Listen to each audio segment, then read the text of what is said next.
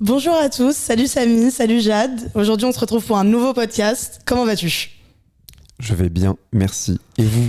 Très bien. Très bien, merci. Donc aujourd'hui c'est un podcast sur le 7e art, donc on va parler un peu de cinéma et même les coulisses du cinéma. Donc t'es producteur, très hâte de savoir ce que c'est, comment on fait un film, comment on le finance. Tu vas répondre à toutes ces questions, donc très cool de te recevoir. Est-ce que tu peux te présenter d'abord un peu rapidement s'il te plaît ? Samy Boudiaf, j'ai mon âge, importe les gens, j'ai 26 ans. Comme tu le dis, je produis des films pour le cinéma et la télévision, majoritairement de la fiction. Et puis voilà, on est là pour parler génial. de ça. Et on est là pour Évidemment. parler de ça, c'est très stylé. Et avant de produire des films comme tu le dis, est-ce que tu peux nous parler un peu de ton parcours scolaire si c'est possible ?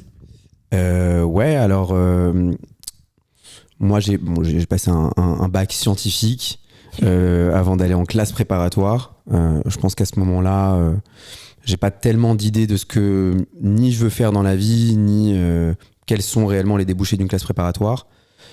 Et à l'issue de 2 ans de travail un peu acharné, je suis rentré dans une école de commerce à l'ESSEC. Et c'est en réalité en première année à l'ESSEC que je suis tombé par hasard sur une opportunité qui a permis de déboucher donc sur cette vocation qui est la production de films pour le cinéma. Voilà. Et donc ton amour pour le cinéma vient d'une expérience que tu as eue, un stage ? Mon amour pour le cinéma, il vient du cinéma lui-même. Je viens pas d'une famille particulièrement cinéphile. On regardait des films et c'était plutôt des films américains, plutôt grand public, etc. À la télé le dimanche soir. Ouais, voilà, c'est ça. On faisait des sorties parfois au cinéma, mais c'était vraiment pour voir les gros films, genre, je sais pas, Benjamin Button, tu vois, ce genre de truc. Mais j'ai pas du tout été biberonné à Romer ou vraiment, pas du tout ça, quoi. Mais j'ai quand même. Je crois qu'assez rapidement, en fait, c'était quelque chose qui m'intéressait. Je pense que c'était quelque chose qui tout simplement me rendait heureux. Hein. Moi, ma cinéphilie, avant toute chose, c'était c'était le constat d'être plus heureux en sortant d'une salle de cinéma qu'en y allant, quoi. Et puis, puisque je savais que j'allais être heureux, j'étais heureux en y allant, quoi. Donc, et puis ensuite, plus tard, j'ai déterminé ce qui se passait entre les deux, qui est peut-être la chose la plus intéressante. Mais en l'occurrence, c'est très tard que je me suis dit que cette passion, parmi d'autres, hein, c'était pas, encore une fois, je suis pas le cinéphile, pouvait en réalité faire un métier. C'est en testant et en ayant l'opportunité de produire un premier court-métrage que je me suis rendu compte que l'exercice de la production de film et de fabrication réellement d'un film et le résultat derrière, évidemment, m'intéressait particulièrement, ouais. Ok. C'est trop bien. Et la production du coup de ton premier court-métrage, c'était en dehors de ta boîte de prod ? T'avais pas encore monté ? Ouais, alors franchement, moi honnêtement, j'ai pris quand même pas mal de temps avant d'assumer et de me sentir légitime de dire je suis producteur, quoi. De ouf. Je pense qu'on a tous, même les gens qui regardent, des a priori, des clichés du producteur. Ouais. On n'imagine peut-être pas quelqu'un d'aussi jeune. Et moi en premier, en fait, quand j'ai commencé, je considérais pas que j'étais un producteur. Je considérais juste qu'il y avait un film qui pouvait être intéressant et qui méritait d'être produit. Donc clairement, il n'était pas question pour moi d'être sur un modèle. Ok, j'ai mon business plan, je vais produire des films. Voici comment on va faire. Non, en réalité, je faisais partie d'une association de cinéma qui était l'association de cinéma de l'ESSEC, qui s'appelle Ciné Qua Non, et qui organise chaque année un concours de scénario qui est ouvert à tout le monde. Donc pas seulement aux étudiants de l'ESSEC. Par ailleurs, il y a très peu, voire 0 étudiants de l'ESSEC qui envoient leur scénario. Et le but de l'opération étant de sélectionner un scénario qui sera donc lauréat, et le but étant de produire le scénario lauréat. Sauf que cette année, on est en 2020, donc il y a le Covid, l'édition est annulée, et à ce moment-là, moi, je reprends en fait la responsabilité du pôle production, et je suis censé préparer l'année qui suit. Sauf qu'on avait quand même reçu une centaine de scénarios de candidats, et parmi ces scénarios candidats, il y en avait un qui était particulièrement intéressant. Je trouvais particulièrement crédible, on va dire, déjà parce que c'était drôle et c'est une comédie, donc c'est pas plus mal, mais en plus de ça, ça nécessitait pas une débauche de moyens pour être mise en œuvre. Donc en fait, à la sortie du confinement, on a décidé, j'étais pas le seul, de quand même produire ce film. En l'occurrence, j'étais responsable de la production, donc j'étais particulièrement sur le terrain. C'est-à-dire que c'est système D, quoi, la production de ce film. J'étais en même temps chef déco, en partie research général. C'est ça. Ouais. Encore une fois, j'étais pas le seul. Ce film-là a vraiment pu exister parce qu'il y avait une collectivité de gens qui y croyaient, et notamment des étudiants hyper motivés, et aussi de réalisateurs qui avaient réellement envie que leur film existe. Et on a fait ça en communauté. Et cette énergie-là et le résultat qui s'en est suivi m'a convaincu que c'était une bonne voie à suivre, quoi. Et puis c'est à l'issue en effet du tournage, le film n'était pas encore monté, que je suis allé à la rencontre de la personne qui allait être mon futur puis aujourd'hui ex-associé pour la création de Sick Pictures, donc qui est ma boîte de production. Ok, donc Sick Pictures, ta boîte de prod. Qu'est-ce que ça fait de monter déjà une boîte aussi jeune, et comment t'arrives à monter toi, avec ton expérience que t'as eue du coup dans cette association de l'ESSEC, une boîte de prod? Comme tu dis, t'as peur parfois un peu de la légitimité. Genre comment on se dit allez go, on monte notre boîte? En fait, une boîte c'est une déclaration INPI, et c'est un dépôt légal, et finalement c'est pas grand chose, et ensuite c'est un encadrement et une gestion et peut-être un projet en amont ou en aval, mais en tout cas il se précise dans la foulée. En fait c'est pas grand chose une boîte. La boîte elle était là pour dire qu'on existe, quoi, mais en réalité ça fait pas grand chose. On a juste c'était juste une motivation de profiter d'un élan qui était permis par justement la production de ce premier court-métrage. Et cet élan-là, il m'a donné l'envie de en faire quelque chose, donc accompagner la distribution de ce film en festival et partout où il pourrait aller. Et dans un deuxième temps, c'était de profiter justement de cet élan pour produire un autre film. Okay. En réalité, le projet, c'était pas vraiment une boîte de production qu'on créait, c'était juste le projet de produire un autre film, et en fait après cet autre film d'en produire un autre, et d'en produire un autre, et d'en produire un autre. Et c'est que très tard en fait qu'une vision et qu'un projet on va dire moyen terme, long terme, qui constitue normalement la stratégie d'une société a commencé réellement à germer, quoi. La première stratégie, elle était juste de produire des films pour deux raisons. Il y avait quand même une intention derrière. La première raison étant d'apprendre notre métier, puisque je ne l'ai pas appris autrement que sur les tournages. Et la deuxième raison étant de faire pour exister, quoi, parce que à un moment il y a la légitimité, il y a la confiance en soi de dire ouais, je suis producteur parce que je produis des films, mais il y a aussi savoir le dire à ceux, aux professionnels de la profession, à toutes les parties prenantes, et puis à toutes les personnes qui vont en réalité t'aider à fabriquer un film, parce que tu les fabriques pas tout seul, quoi. Ouais, vraiment un métier que t'apprends sur le terrain, quoi. C'est fou à quel point une opportunité emmène à une autre. C'est assez impressionnant. C'est trop bien. Et on parle souvent du métier justement de producteur, et il existe plein de différents types de producteurs dans plein de milieux différents. T'as les producteurs de pub et plein d'autres. De musique. De musique, ouais, exactement. Et donc, nous, on va se focus aujourd'hui sur du coup le métier de producteur de cinéma. Et quelles sont donc les missions exactes d'un producteur de cinéma? Alors, les tâches sont multiples. Les missions, on va dire, la mission principale, c'est de faire en sorte qu'un film existe. Voilà. La mission sous-jacente, c'est quel film. Donc, c'est de choisir le film qu'on va produire. Et une fois qu'on a décidé quel film devrait être produit, c'est de décider, de savoir comment on va le produire. Et donc en tant que producteur, on a la responsabilité de la fabrication. La fabrication d'un film, elle est double. Il y a la fabrication, on va dire, artisanale d'un film, donc c'est-à-dire des équipes techniques et artistiques qui vont travailler en préparation sur un tournage et en post-production pour qu'un film existe. Avant ça, il y a une étape de développement d'un scénario, évidemment. Et donc ça, c'est l'aspect, on va dire, artistique et artisanal. Et l'autre aspect, c'est les ressources pour pouvoir mettre en œuvre tout ça. C'est-à-dire que toutes les étapes de fabrication d'un film ont des coûts. Et le rôle du producteur, c'est de sécuriser ce financement-là.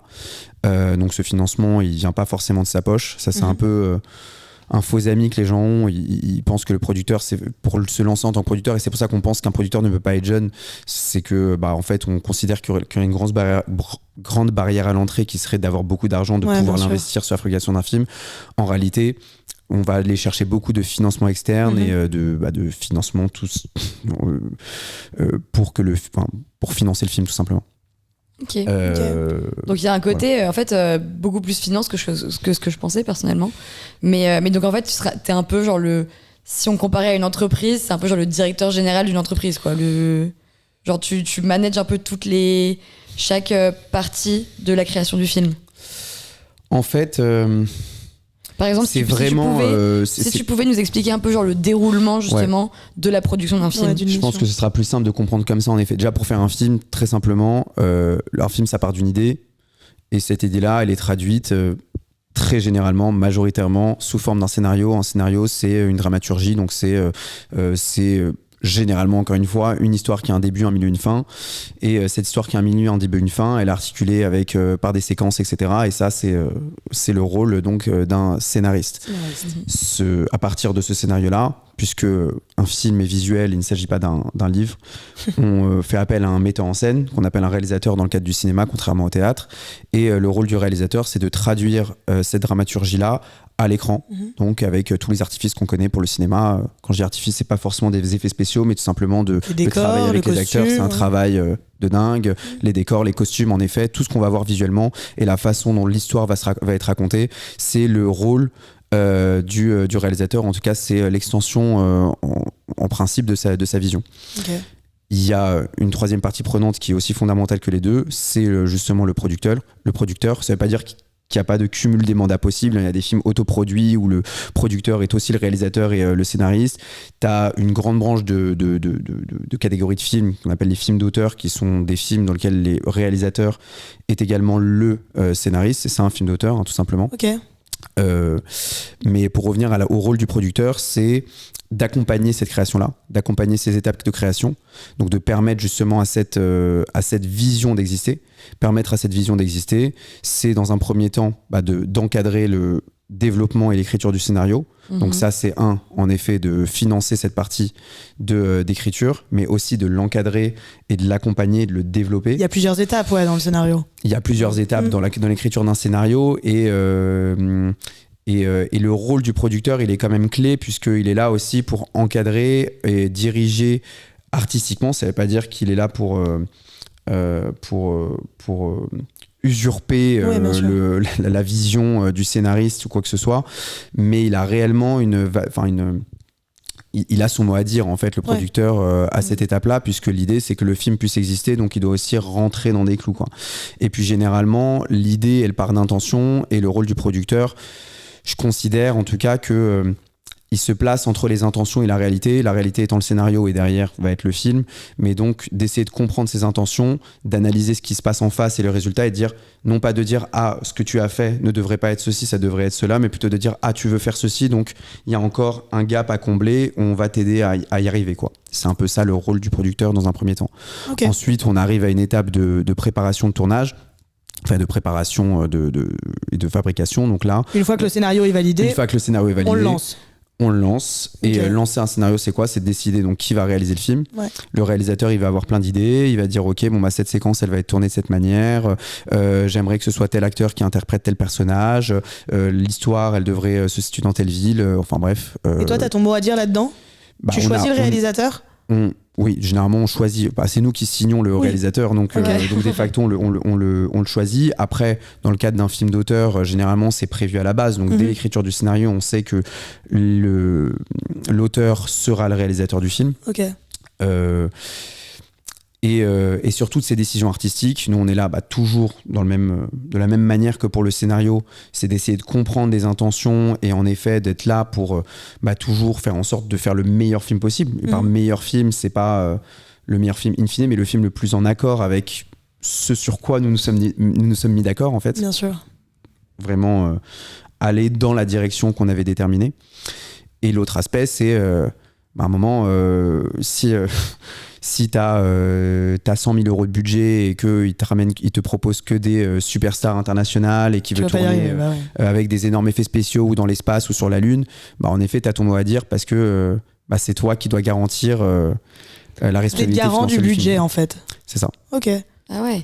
Ouais. Et donc, du coup, à l'origine de tout ça, comment est-ce que tu choisis tes projets ou les scénarios, qu'est-ce qui t'inspire en fait à te dire genre ok, ça en fait ça m'intéresse, j'aime bien cette vision, j'aime bien ce scénario, j'aime bien ce projet, j'ai envie de le mettre en place? Généralement, on essaie de respecter non pas un cahier des charges, mais on appelle ça une ligne éditoriale, bien sûr. Et d'essayer de trouver une cohérence dans ce qu'on développe.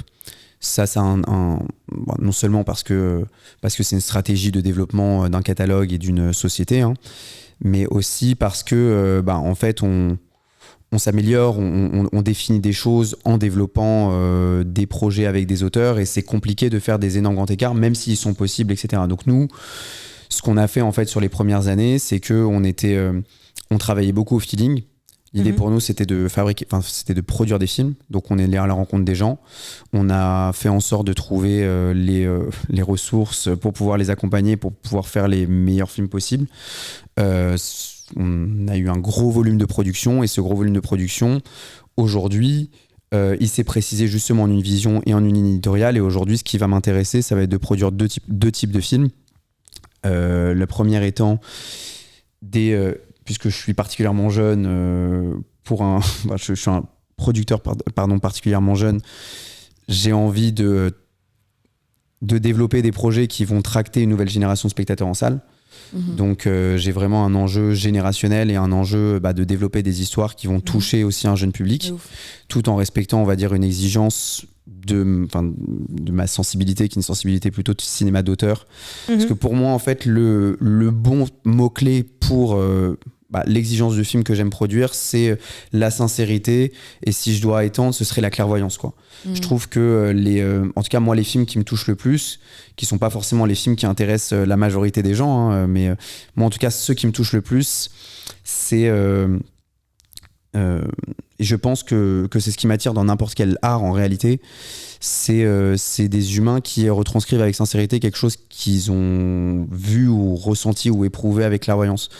Et j'explique ça de manière relativement bateau, en fait. C'est que au-delà d'être cinéphile, au-delà d'être mélomane, au-delà d'être amateur d'art pictural ou que sais-je, on est être humain, et quand il y a un autre être humain qui retranscrit avec sincérité quelque chose qu'il a ressenti ou vu avec clairvoyance, en tant qu'autre être humain, on se dit ça a été fait en partie pour moi aussi, et je me reconnais là-dedans. J'aime me reconnaître dans les œuvres, et j'essaye de justement donner et de permettre de donner une voix à des auteurs avec une voix singulière justement, et qui permet d'ouvrir et de permettre à une communauté de gens de se reconnaître dans cette voie-là. Donc, et justement, tu disais du coup que tu avais tu choisissais tes projets à partir de deux options. La première étant justement des films qui vont toucher une jeune génération, et la deuxième point, qui là est l'extension de ce que je disais tout à l'heure. Je veux faire des films internationaux. Pourquoi des films internationaux ? C'est que je veux pouvoir me permettre d'aller dans une partie encore plus radicale du spectre, on va dire, dans le cinéma d'auteur, et de faire des films avec justement des propositions qui sont peut-être beaucoup moins consensuelles, avec une proposition qui est beaucoup plus singulière et qui va peut-être beaucoup moins intéresser. Et ça, je l'accepte. J'ai pas... Donc plus niche. Beaucoup plus niche, ouais. Okay. J'ai pas forcément vocation à essayer de trouver... la masterpiece qui va être en même temps populaire et en même temps extrêmement niche, etc. Ça arrive. C'est un parti pris aussi quand même. Je trouverais ça fort. Enfin, j'aimerais produire ça, et en soi c'est pas exclu, mais je trouve que ce serait un peu chimérique d'essayer de poursuivre ce que je considère comme être une illusion, quoi, de croire, enfin de pouvoir concilier les deux qui se chinent de manière assez antagonique, quoi. En revanche, je pense que c'est pas forcément fataliste ou triste de considérer qu'un cinéma assez radical va pas intéresser beaucoup de monde. Je pense au contraire qu'on peut trouver un optimisme dans une forme de collectivité internationale, où en fait certes ça va attirer peut-être une petite niche de public en France, mais il y aura aussi une petite niche de public au Danemark, une petite niche de public en Allemagne, une petite niche de public peut-être en Afrique du Nord, en Asie, aux États-Unis. Et en fait, toute cette petite niche de public qui en fait constitue une communauté cinéphile internationale et une communauté cinéphile qui existe et qui est puissante et qui peut communiquer entre elles aussi grâce aux réseaux sociaux aujourd'hui, en fait, fait qu'il y a une pertinence à produire aussi ces films-là. Pour parler pas que théorique, aussi donner des exemples de films, peut-être donner envie aux gens d'aller voir ces films-là. Mais il y a Amadeus de Milos Forman qui pour moi est un exemple super parce qu'en fait, il y a une promesse particulièrement ludique qui est le biopic sur Mozart avec cette espèce de personnage loufoque qui glousse et qui est en même temps génial et qui est en même temps un génie de dingue et qui s'en fout des conventions, etc. Et on le suit dans ses épreuves et en soi, c'est extrêmement divertissant. C'est plus de 3 heures de film, mais honnêtement, on les ressent pas du tout en regardant le film. Et en même temps, quand tu rentres chez toi, pour peu que tu aies un peu été touché, t'écoutes des musiques quand même fantastiques qui sont les musiques de Mozart, donc la soundtrack du film, quoi. Et tu te réveilles le lendemain et tu te dis, et tu te rends compte qu'en fait, t'as pas vu un film sur Mozart, t'as vu un film qui transcende bien plus cette thématique d'apparence, mais qui va parler du génie, qui va parler de jalousie. Et tu te souviens de ce passage avec Salieri qui écrit le Requiem sur le chevet de Mozart, etc. Et tu te rends compte qu'en fait, le divertissement s'enracine dans une réflexion...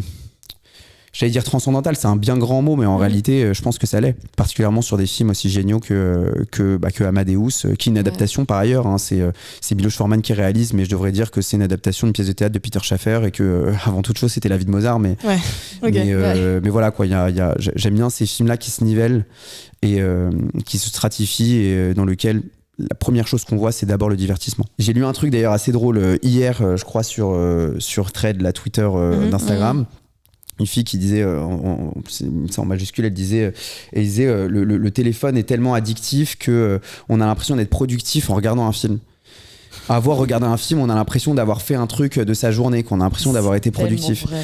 Et avoir regardé un film sans avoir touché à son téléphone. Donc on est quand même dans un truc.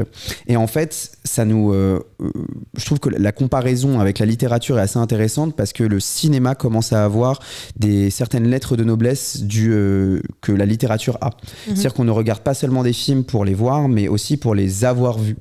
Il y a certaines personnes qui, la cinéphilie aujourd'hui se prouve, elle n'est pas seulement le simple amour, étymologiquement c'est l'amour du mouvement, bon c'est un peu pédant de raconter ça, on s'en fout, c'est juste l'amour du cinéma. Moi j'étais cinéphile parce que j'étais heureux en sortant d'une salle de cinéma, je le disais plus tôt, mais aujourd'hui la cinéphilie c'est aussi est-ce que je suis légitime. Moi il y a plein de gens, parce que je bosse dans le cinéma, quand je leur demande ce qu'ils ont pensé d'un film, ils m'ont dit, d'ailleurs toi-même t'as dit tout à l'heure, t'as donné ton avis sur un film et t'as directement enchaîné en disant non mais moi je suis pas cinéphile, je connais rien, et en fait les gens se défendent de leur propre avis. Et on rentre dans quelque chose qui est de l'ordre, encore une fois, moral et de l'impératif et finalement du statut. On revient à la question du statut. Non, et pourquoi je voulais parler de ça, c'est que je sais plus pourquoi je voulais parler de ça. C'était une logorée, quoi. C'est-à-dire voilà, c'est que le cinéma aujourd'hui n'est pas seulement une question de divertissement, c'est une question de faire les choses aussi pour l'avoir fait, et que y a des films comme ça où c'est drôle, mais où tu poses la question à la personne, si elle va au cinéma, elle dit non, il faudrait que je le fasse plus. J'ai une watchlist. Maintenant on a des watchlists, mais en fait les watchlists on a l'impression plus que c'est une liste de devoirs que finalement une inspiration ou des choses comme ça, quoi. Encore une fois, au cours de ta carrière, j'imagine que tu as rencontré des imprévus. Qu'est-ce qu'il peut y avoir comme imprévu un peu quand tu es producteur ? Le métier de producteur, c'est un métier, c'est de gérer des imprévus. Le métier de producteur, c'est de gérer des emmerdes. Génial. Non mais honnêtement je pense que j'ai pas de meilleure définition. Il y avait une définition moi que j'aime bien qui est le titre d'un l'un des seuls bouquins vraiment roman qui a été écrit sur la production de cinéma francophone, quoi, un roman francophone. Le titre du film c'est Quiconque exerce ce métier stupide mérite tout ce qui lui arrive. Et c'était vrai et c'est encore vrai, quoi. Et il y a un peu en fait mais ça se comprend parce que tu composes avec tout ce qu'il y a de plus problématique en réalité dans la construction et la fabrication de quelque chose, quoi. Tu composes avec l'art, avec la création, tu composes avec la notoriété, avec l'ego, tu composes avec le pouvoir, de différentes manières, et tu composes avec de l'argent, et parfois même beaucoup d'argent. Même à l'échelle indépendante, c'est en réalité beaucoup d'argent. Aujourd'hui, un petit film, c'est un film à plus d'1 million d'euros, environ 1 million d'euros, 2 millions d'euros, 3 millions d'euros, t'es encore dans la catégorie petit film. Peut-être moins aujourd'hui, moins en France, etc. C'est je crois un peu en dessous du budget médian qui doit être à 4 millions environ. Mais on gère quand même des grosses sommes. Après, ça veut pas dire qu'on a la seule responsabilité de cette somme en tant que seul producteur. Généralement, ça se fait dans le cadre de coproduction. Il y a pas mal de leviers de financement, etc. qui font que, enfin bref, tout ça est très... on va laisser ça très nébuleux et là où c'est. Mais tout ce que je veux dire, c'est que tu as toujours des imprévus quand tu fabriques un film. J'ai l'impression que c'est genre, par exemple, le temps de tournage, il y a toujours un peu plus de temps, ou t'as genre...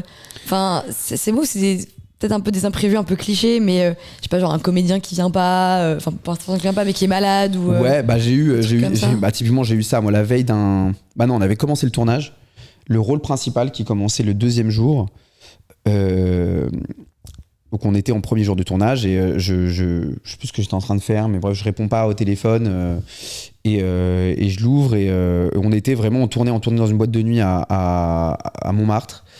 Et moi j'étais dans les bureaux de prod et à un moment je sors mon téléphone et je vois 12 appels manqués de l'acteur qui est censé commencer le lendemain, etc.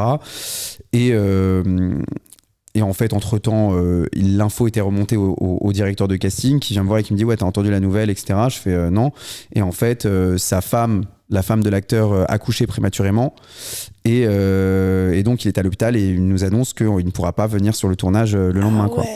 Tu m'étonnes. Et c'est le rôle principal et donc là t'es juste dans une journée où tu dois trouver, donc t'as ton réalisateur, c'est son premier film donc tu peux pas le stresser, mais en même temps t'es obligé à un moment de lui dire que son comédien, enfin même si t'arrives à le remplacer à un moment, si t'as un comédien principal qui a changé du jour au lendemain et que ton réalisateur n'est pas au courant, donc tu dois trouver des moyens de trouver des solutions sans pour autant foutre le bordel. Et finalement, c'est l'autre comédien principal qui nous a un peu tiré d'affaire en sollicitant un confrère, un de ses camarades, et qui finalement était super et qui a appris. Il a même pas lu le scénario, il a dit oui direct pour dépanner. C'est la galère pour tous les comédiens. C'est ça, Bertrand Concalves, et qui est très talentueux. Mais d'où l'importance aussi du travail d'équipe, j'imagine, dans ce genre de métier. Ouais, hyper important. Ouais. C'est hyper important. Moi, c'est quelque chose que j'avais moins en tête au début.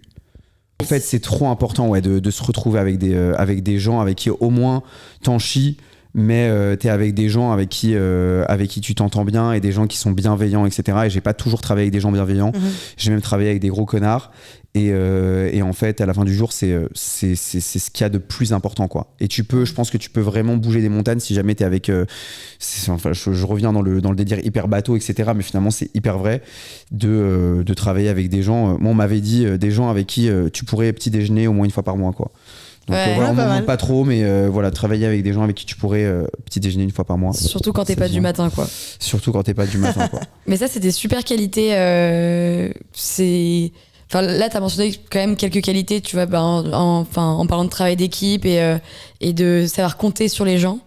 Et quelles sont peut-être d'autres qualités que tu trouverais vraiment essentielles, nécessaires pour le métier de producteur de cinéma? En tant que producteur, déjà, il faut vraiment, vraiment aimer le cinéma. Il faut vraiment... Je pense qu'à un moment, il y a un côté... je sais pas si c'est de la mégalomanie, mais il y a vraiment un truc où c'est un peu quelle mouche t'as piqué pour faire ce métier de dingue, parce que en réalité c'est hyper incertain financièrement, c'est beaucoup de travail.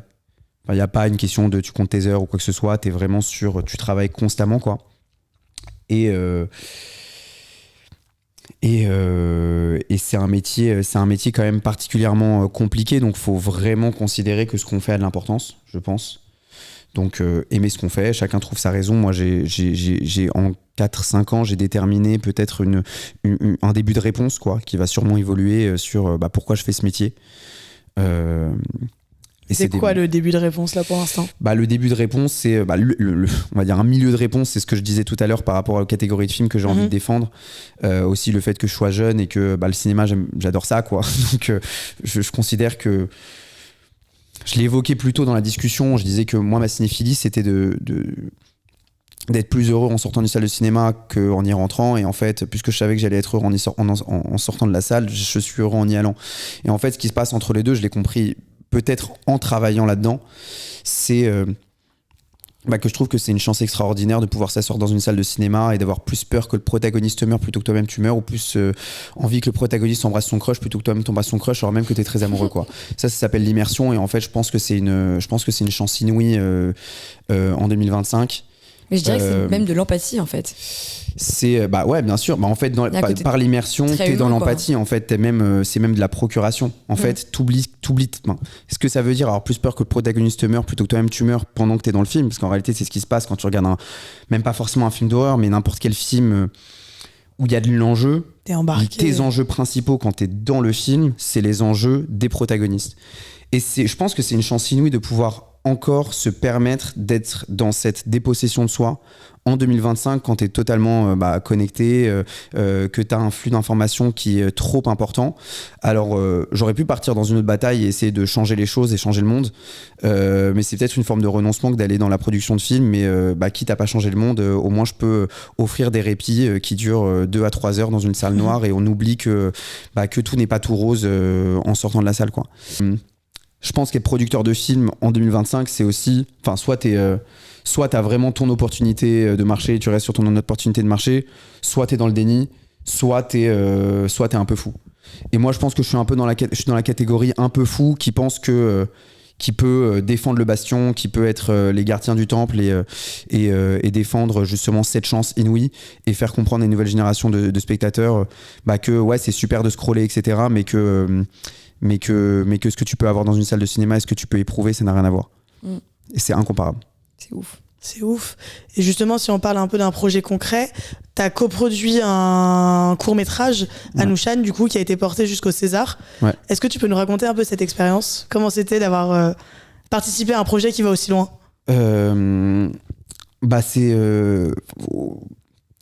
Le projet en soi était ouf, parce qu'en fait il raconte plein de choses sur le métier. Ça part d'abord d'une rencontre. Pour l'anecdote, je rencontre le producteur initial d'Anouchan, donc qui était notre coproducteur par la suite, Zangro, à la suite d'une projection de Avant-Garde, qui était le tout premier court-métrage que j'avais produit.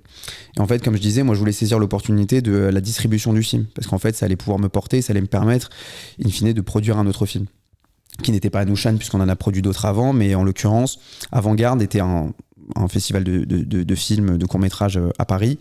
Et à l'issue de la séance, je suis allé féliciter un autre producteur qui avait un autre film sélectionné, et le film, je l'avais trouvé fantastique. C'est un court-métrage qui s'appelle Free Fall, de Emmanuel Tenenbaum, que je conseille à tout le monde. Je sais pas comment vous pouvez le trouver, mais il est top. Et j'étais allé voir le producteur, et je lui avais dit que j'adorais son travail. Je lui ai dit que j'étais le producteur d'Avant-Garde, et il était étonné de mon âge, et il m'a félicité. On a gardé contact, on s'est revus, il m'a dit qu'il avait ce projet, et finalement on est parti ensemble sur ce projet-là. Donc en fait, encore une fois, une opportunité en amène une autre, et on est parti là-dessus. La configuration, c'est qu'on est arrivé on était coproducteur, donc on a participé au financement du film, et on était aussi producteur exécutif. Donc producteur exécutif, c'est t'es en charge de la fabrication du film. Okay. Je vais pas dans le détail du modèle économique, mais en tout cas ta responsabilité, c'est de fabriquer. Donc fabriquer, c'est engager toutes les personnes qui vont tous les techniciens qui vont travailler dessus, organiser les castings avec le directeur de casting s'il y en a un, etc. C'était très compliqué, parce qu'en fait on tourne avec donc c'est une histoire d'un jeune Tamoul. Tamoul, c'est une communauté sri-lankaise, donc t'as les Tamouls et les Singalais, et qui se sont affrontés lors d'une guerre civile qui a duré des décennies et des décennies, enfin beaucoup d'années, je n'ai pas les dates exactes,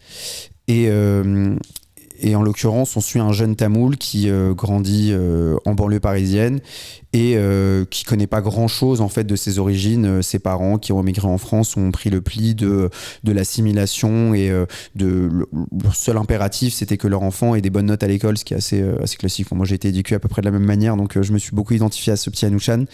Et un beau jour, il se retrouve à devoir partager sa chambre avec un oncle qu'il n'a jamais rencontré, et qui est un combattant tamoul, et donc il voit ça comme un envahisseur, comme une invasion, et donc ça va créer les péripéties qu'on découvre dans le film. C'est un film à sensibilité autobiographique, donc du réalisateur qui s'appelle Vibir Natipan. Et là, donc tu rentres dans un monde, quoi. En fait, t'accompagnes un mec. Moi, je connaissais de nom en géopolitique en classe préparatoire. J'avais appris cette guerre civile, mais globalement, t'as une chance sur 10 quand tu vas dans la rue qu'une personne sache ce qu'est un tamoul. En réalité, il y a beaucoup de tamouls, mais il y a beaucoup de tamouls en région. Tu vas à La Chapelle, tu vas en région parisienne, etc. Tu as beaucoup de tamouls. Enfin, c'est une communauté qui existe, mais c'est une communauté qui est invisible parce qu'il n'y a pas eu de voix qui a été portée. Donc en fait, c'est un honneur en tant que producteur de pouvoir aussi porter cette voix-là au cinéma. Et là, tu rentres toi-même en immersion en fabriquant le film, tu essaies de comprendre comment t'accompagnes au mieux. Et gros challenge qu'on a eu, c'était le casting, puisqu'il fallait des tamouls. Il y a pas beaucoup, ça court pas les rues, les tamouls acteurs, notamment les tamouls acteurs de 13 ans qui savent jouer, qui parlent tamoul et français. Il faut savoir que la plupart de ceux qui parlent tamoul, ils parlent très mal français, à cet âge-là en tout cas, et ceux qui parlent très bien français, ils parlent mal tamoul. Donc qui font les deux, c'est quand même très rare. Et qui veuillent bien, qui sachent rapper aussi, parce qu'ils doivent rapper dans le film, et en plus de ça, qui veuillent bien jouer dans le film.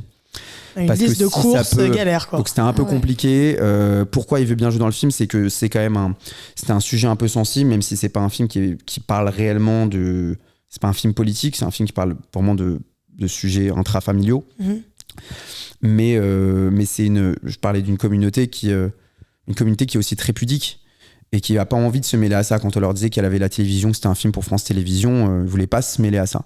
Donc moi, je me suis retrouvé dans des situations où en fait, je faisais la sortie des écoles, on faisait la sortie des examens de tamoul et on repérait comme ça, en fait, sachant que le réalisateur était fait du casting sauvage normalement, puisqu'il est directeur de casting de base.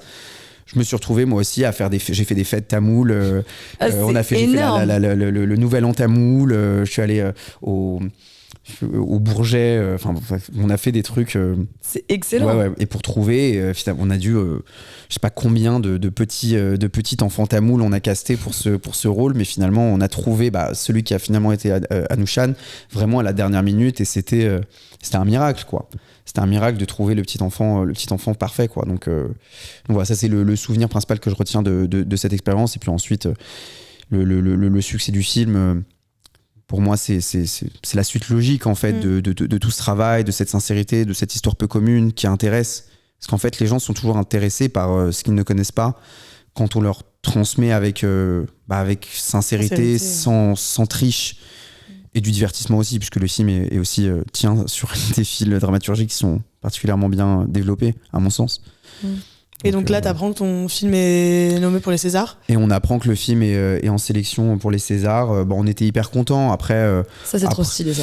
Ouais, comment ça se passe sur un appel, en mode genre hello Non, en fait, c'est vrai que moi, je m'occupe pas de la distribution de nos films en festival. Et en fait, je m'attendais à rien. Je savais même pas que c'était la date. Et c'est le jour même où mon associé, on était au bureau, il me dit il y a la réponse, il y a le comité de sélection des Césars aujourd'hui. Et voilà, moi je m'attendais pas, j'attendais même pas en fait l'info, parce que je m'étais pas du tout projeté là-dedans. Pour moi, ça arrive, c'est cool, ça arrive pas, voilà, tu vois, j'ai pas du tout misé là-dessus, quoi. Et en fait, j'ai l'info. Je reçois, c'est l'assistante de production de l'autre boîte qui nous envoie sur le groupe. On a un groupe commun sur WhatsApp qui envoie des trucs confettis, etc. Donc là, tu comprends. Parce que moi, j'ai trop le seum à ce moment-là. Je pars des bureaux, je suis dans la voiture parce qu'il y a des énormes embouteillages. Donc je suis genre bloqué. Et tu sais, t'as juste envie là t'as envie de sortir faire la fête. En plus, le lendemain, on avait un autre film qui était sélectionné, un gros festival qui est le festival de San Sébastien. On partait le lendemain, donc là on s'est dit c'est super. En vrai, il y a deux super choses qui s'enchaînent et t'as juste envie de fêter. Je me suis retrouvé vraiment dans le pire embouteillage de ma life, mais vraiment genre embouteillage La Land, quoi. Genre pendant 1 heure, j'étais comme ça à l'arrêt et je pouvais rien faire. Alors que t'es super content, quoi, parce que c'est juste une belle surprise. C'est ouf, quand même. C'est bravo. Ouais, de ouf, c'est ouf. Et ça apporte forcément une certaine crédibilité d'avoir un prix. Ouais, bien sûr. Mais une nomination et à la suite un prix, mais. Totalement. De toute façon, tout ce que tu fais, tout ton catalogue derrière, s'il est, les choses se font de manière quand même assez logique. Hein. On reste dans une industrie où c'est le talent avant tout, et c'est le talent qui prime, et c'est la créativité. Je veux dire, avant tout, c'est la production d'un film, quoi. Et une fois que le film est produit, on va dire c'est plus entre tes mains, mais tout se joue en fait au moment où tu produis le film. Donc si tu produis un bon film, normalement les choses arrivent. Et après, si les choses arrivent, ça te permet d'en faire encore mieux parce que les gens, c'est une boucle assez intéressante. C'est un cercle vertueux. C'est compliqué de rentrer dedans parce que quand t'as rien fait, personne te calcule. Ouais. Mais une fois que tu commences à faire des trucs qui sont pas trop dégueux, les gens te commencent à te dire il sait faire des choses qui sont pas trop dégueux quoi. Et là, tu peux vite capitaliser sur des choses, etc. et continuer à aller toujours plus loin. Génial. Ouais. Et justement, un peu pour le mot de la fin, quand tu arrives à produire un film, c'est un peu le Graal, mais avant que tu produises, pour les jeunes qui nous écoutent et qui souhaitent un peu se lancer du coup dans ce milieu, dans ce métier, qu'est-ce que tu pourrais leur donner comme conseil ? Moi déjà, je peux commencer par le conseil qu'on m'a donné. Moi, je viens pas du tout d'une famille de cinéma. D'ailleurs, je connaissais personne du cinéma avant de me lancer. Donc déjà, moi, le conseil que je pourrais donner, c'est vous arrêtez pas à ça parce que, en réalité, des opportunités, elles sont partout. Faut juste, certes, elles sont peut-être moins accessibles pour certaines personnes que d'autres. Moi, certes, j'avais pas une famille du cinéma, mais j'habitais à Paris, etc. Enfin, tout le monde arrive un peu avec ses atouts et ses handicaps. Et à un moment, faut oublier ça. Il faut juste ouvrir les yeux et saisir les opportunités quand elles se présentent parce que c'est un jeu d'opportunités, parce que tu construis avec des ressources et les ressources, tu les as pas. Donc, il faut aller les trouver, quoi. Faut aussi comprendre une chose, parce qu'il y a conseil, mais il y a aussi peut-être leçon ou garder ça en tête. Si vous voulez devenir producteur, c'est que personne vous attend. En fait, tout le monde s'en fout. Il y a trop de producteurs. Ouais. Il y a trop de films. Oui, il y a trop de films. Il y en a peu qui sortent vraiment et qui aboutissent. Parce qu'en réalité, il n'y a jamais assez de films, parce qu'il y a toujours il y a toujours des choses à raconter. En tout cas, moi, c'est ce que je crois. Et c'est pour ça que je fais ce métier. Et j'ai envie d'aller justement permettre, je pense qu'il y a même une mission, d'aller dénicher et d'aller permettre justement cette singularité, cette diversité dans les voix. Mais en réalité, à l'échelle industrielle, à l'échelle du marché, il y a plus d'offres que de demandes, il y a trop de films, il y a un engorgement, il y a beaucoup plus de gens qui veulent faire ce métier que de places à pourvoir. Donc ouais, personne vous attend en fait. En fait, tant que vous servez à rien, vous servirez à rien. Donc l'utilité, c'est à vous de vous donner votre utilité. Non mais écoute, merci beaucoup Samy, c'était hyper intéressant. Ouais. Du coup, ça nous éclaire un petit peu plus sur le métier de producteur. Ouais. Je trouve que c'est très inspirant. Ouais, c'est très inspirant. Même de voir, comme on dit, on a beaucoup de préavis un peu sur le métier de producteur. Un producteur, il est vieux, il a de la thune. Mais en fait, non, il peut avoir 26 ans et mener sa barque et réussir. Et je trouve ça ouf. Ouais, vraiment. Et de plus en plus, je pense de plus en plus. Et en effet, vraiment, quand je conclue en disant créer votre propre langage, mais moi je me mets dans le rôle de producteur, donc en fait t'as pas 1000 façons non plus de produire. Tu peux trouver de l'argent différemment, tu peux avoir des méthodes de production différentes, etc. Mais la vraie pluralité, elle est au niveau de la création. Moi je ne fais que dénicher, encourager, permettre, mais au niveau de la création, en effet, mais tu peux tourner vraiment avec n'importe quoi aujourd'hui, tu peux raconter des histoires de 1000 manières et tu peux intéresser les gens de 1000 manières. Et ces nouvelles manières, elles intéressent les gens et les gardiens du temple, comme c'est un truc qui c'est une porte fermée, mais elle est toujours un peu ouverte parce qu'on se nourrit en fait constamment. Je dis je me mets dans ceux qui sont déjà en place, mais en réalité, mais moi je communique et je travaille, je fais des coproductions avec des gens qui sont en place depuis bien plus longtemps, qui eux-mêmes ont fait des coproductions avec des gens qui sont en place depuis bien plus longtemps, etc. Il y a une transmission. C'est génial. Écoute, tout à l'heure tu disais que toi ce que t'aimais dans les films c'était justement rester là pendant 2-3 heures et complètement t'oublier en fait. Ouais. Et là je pense que India et moi on s'est un petit peu oublié aussi et vraiment en t'écoutant c'était hyper intéressant. Et écoute, j'ai presque envie de dire couper. Finalement. Exactement. C'est bien. Mais merci beaucoup. Et écoute, très chaud d'aller voir. On invite tout le monde à aller voir tes films et tes courts-métrages et ceux qui existent déjà et les prochains à venir. Voilà. En tout cas, merci beaucoup. Merci à vous. Merci beaucoup. Salut. Cool.